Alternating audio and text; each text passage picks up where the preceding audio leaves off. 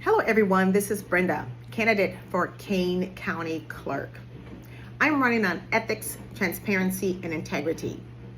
Do you think it is ethical for someone to take support or donations from individuals who took money from Michael Madigan or who donated to individuals who were involved in the ComEd scandal? There's an old saying, birds of a feather flock together. So I will not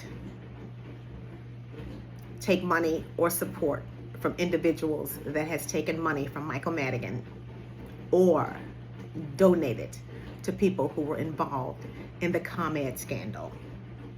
Vote Brenda Rogers, ethics, transparency, and integrity for Kane County Clerk. Thank you.